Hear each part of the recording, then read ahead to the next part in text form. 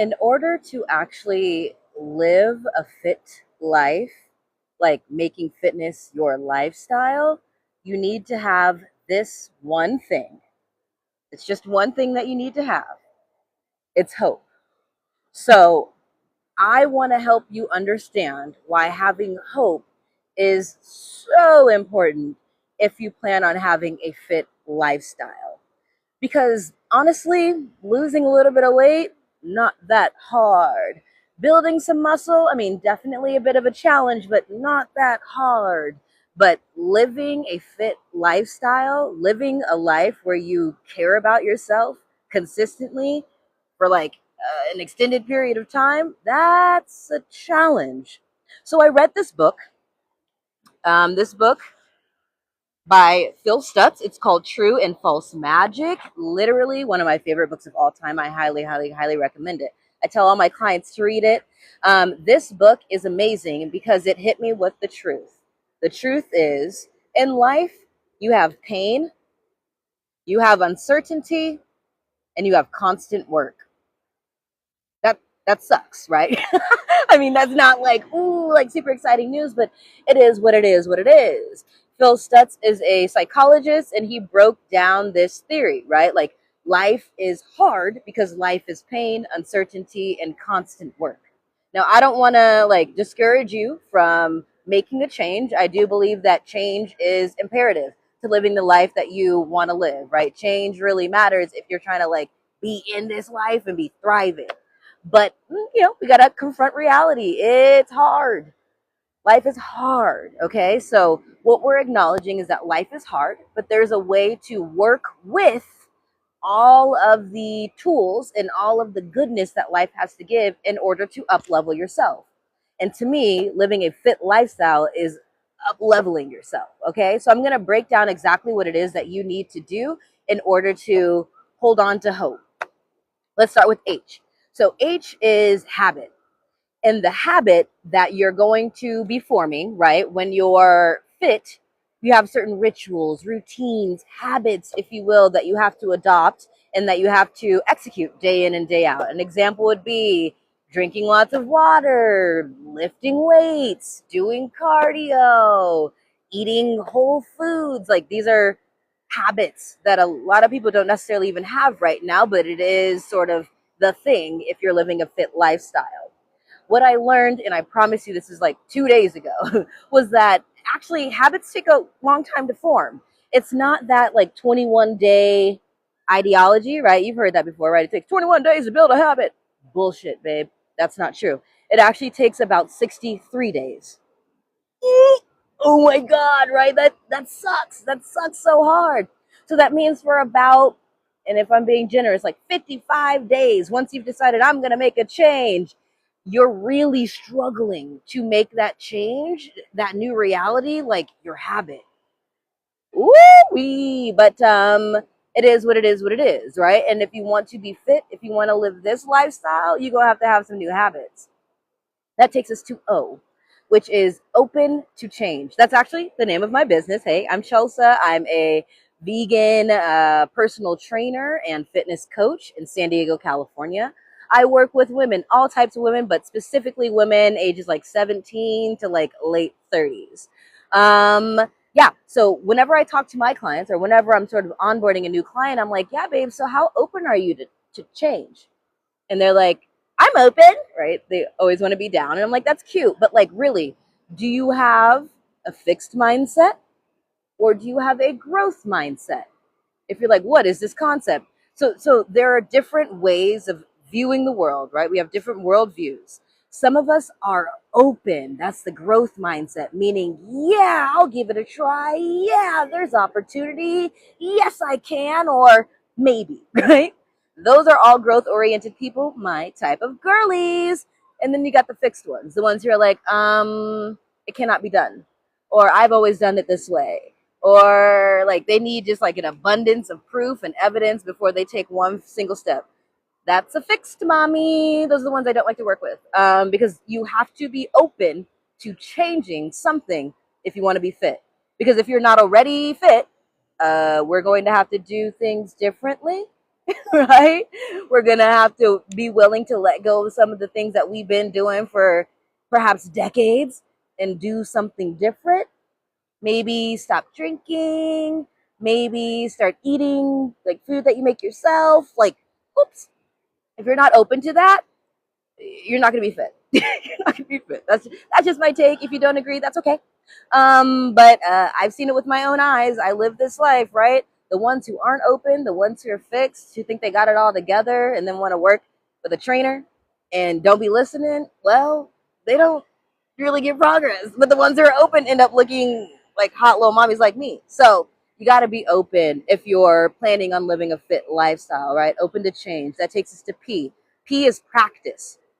Practice, practice, practice. And honestly, it's a word that I hate. I'm more of an damn, I can't even say it. An improv girly, right?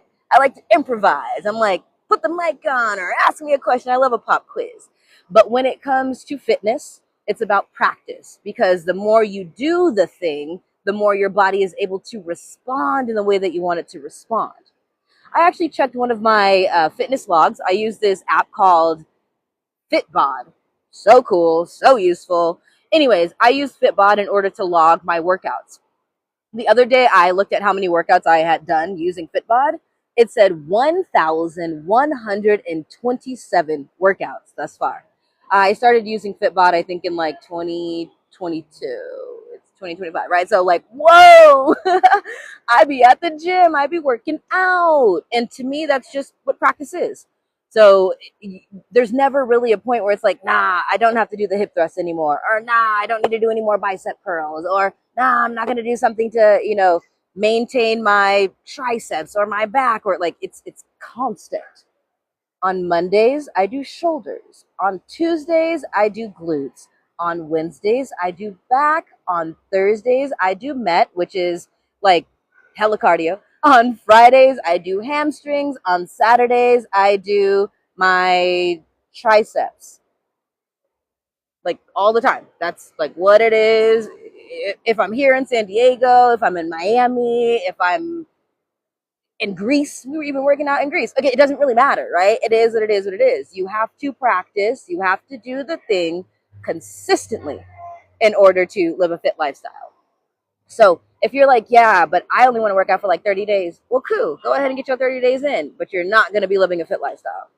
And that's okay. Like, we don't have to like put morality around it, but like, if you want to be fit for real, we're going to have to do more than 30 days of working out, right? It is what it is what it is. So get used to practicing in order to really be the person that you want to be, which takes us to E, embodiment. Embodiment is so imperative to living a fit lifestyle because when you change so much of yourself and when you're doing things hella differently than everybody else, you have to like feel what you're like going towards, right? Because if you're like, oh my God, I'm so meek, I'm so timid, oh my God, I just want to fit in, girl, sister, you're not gonna live a fit lifestyle. Because honestly, take a look at most people around you. Are they fit? Are they on your Pinterest board? No. So if you're doing what everyone else is doing because you want to feel normal or whatever the hell people want to feel, then the fitness lifestyle ain't for you. And that's okay. Because like there's many other things that you can be doing in life. It's like isn't the only path. But I believe that fitness is an indicator of self-love. Not the only indicator, let's be real, but like I think it's one indicator of self-love, right? It means that you decided to show up. You decided to show up for yourself time and time and time again, regardless of what everybody else is doing. Okay? To me, that's love. Love in action.